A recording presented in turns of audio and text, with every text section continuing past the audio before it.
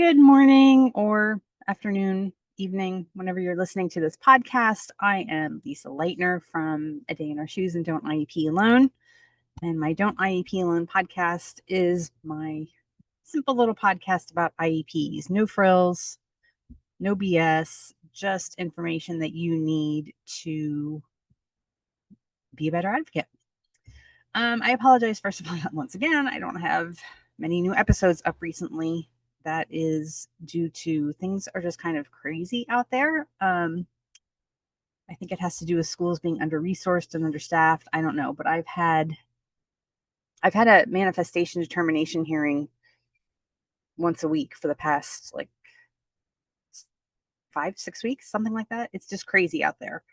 It is the time of the year where the honeymoon's over, right? Nobody's putting on their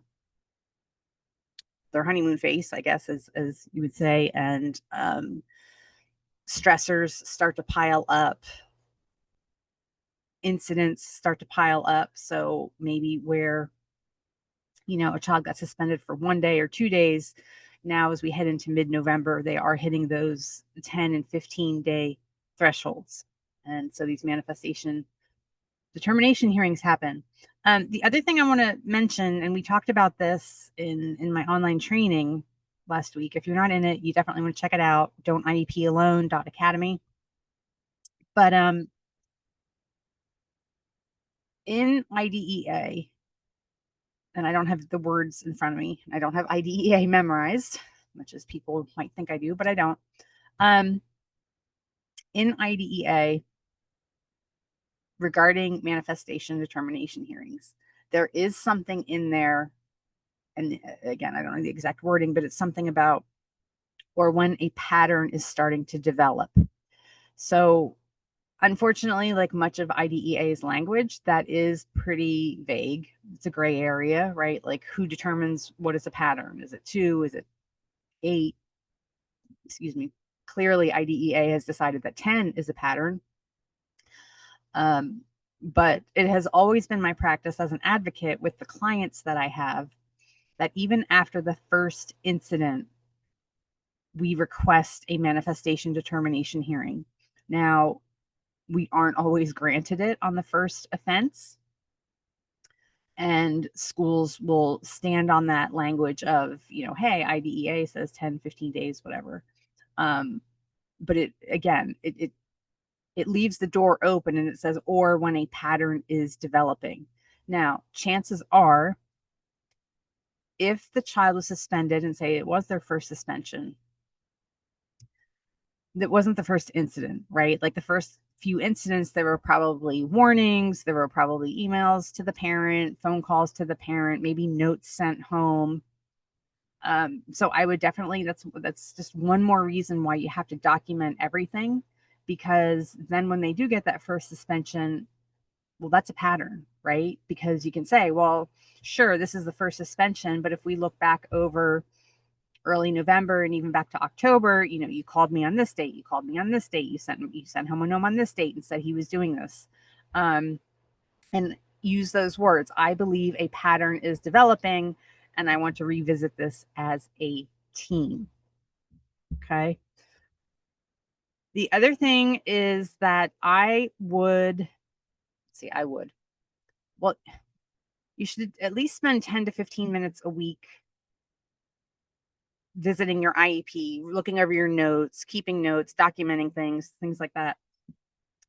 But look at your IEP, and in particular, your de-escalation plan for when your child is in a crisis. If there isn't one and your child needs one, then I would definitely ask for a meeting to get one. But the other thing is that you definitely want to make sure that the IEP is being followed.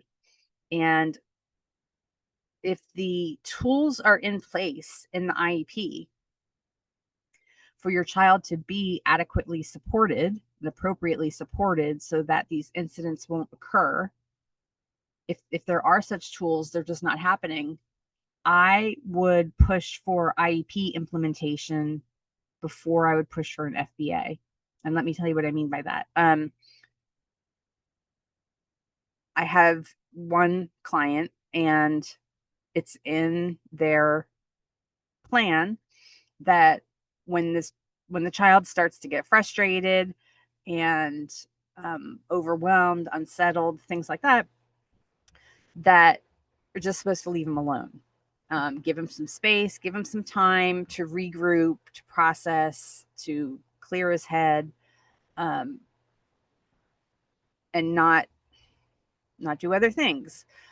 Unfortunately, the suspension that we're going to be talking about this week, the exact opposite happened. And instead of the plan being followed and leaving him alone, giving him some space, the person, the adult in charge, antagonized him and pushed and pushed and pushed and put more demands on him, more demands, more demands. And oh, well, what do you know? We all have our breaking point, and he ended up cursing at her. So I'm not about not holding people accountable to their behavior, but we all have our breaking points. And the bottom line is that had the IEP been followed, maybe this wouldn't have happened because the IEP was not being followed. This adult in charge at the moment was basically doing the exact opposite of what this child's de-escalation plan calls for. And I don't know why you expect a different result if that's what happens, right? So anyway, so that's what I'm talking about when I say, like, in a situation like that, teams may rush to edit, update, do a new FBA, things like that. And it's like, this one's pretty simple. The tools and the things that the child needs are in place. It just wasn't being followed. Yeah. So the other thing is that, please, if your child is trending right now, and it seems like so many of them are, if your child is trending toward more behaviors right now, look at the IEP to make sure it's being followed, and think about what. Oh, sorry.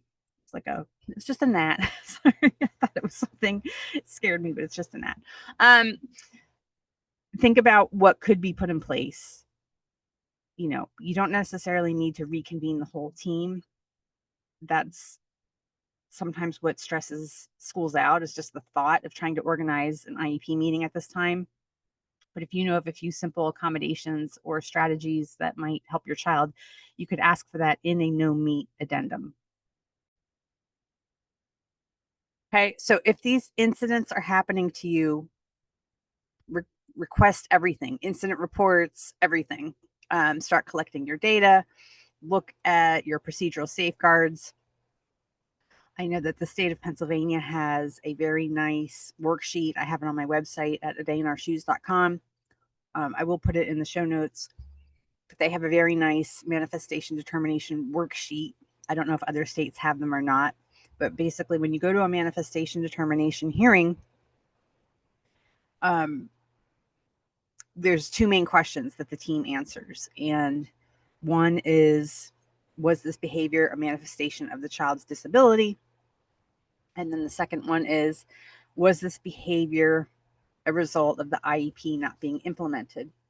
Now, over 15 years, I've been very successful with my clients at getting the team to agree yes on that first question. Was this behavior a manifestation of disability? That second one, was this behavior a result of the IEP not being implemented? That's a little bit tougher to get them to agree to, because essentially you're getting them to write down on paper, on official IEP documents, that no, they weren't following the IEP.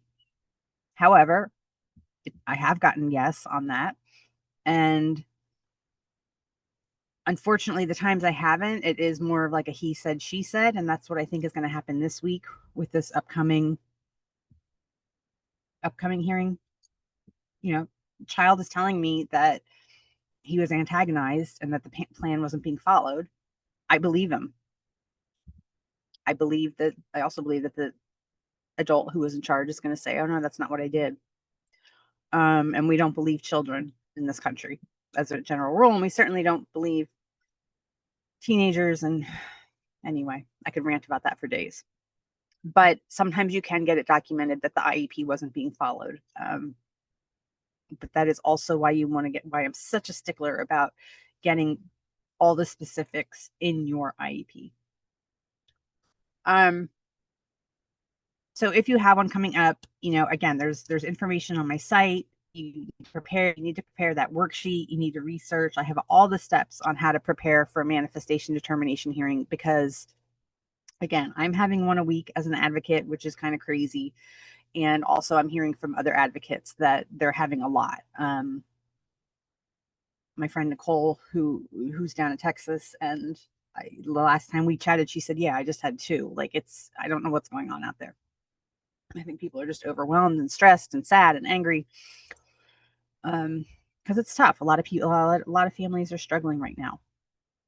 The other thing I just want to announce before I sign off for today is that on my homepage at dayinourshoes.com, I have put up, if you scroll down, like, I don't know, midway, if you want to hire me for a consult, I have opened up some days and times to do that. I cannot attend meetings with people. I cannot attend manifestation determination hearings with people, unfortunately, except my local people. But I can help you prepare for it. And I have 3 different packages there as far as consultations and what I help you prepare. So if that is happening, yeah, I can help you, guide you along, do a record review, things like that. So anyway, enjoy the rest of your day. I hope to get some other new episodes up. And as always, tune into adayinourshoes.com or don'tiepalone.com for whatever you need for your IEP.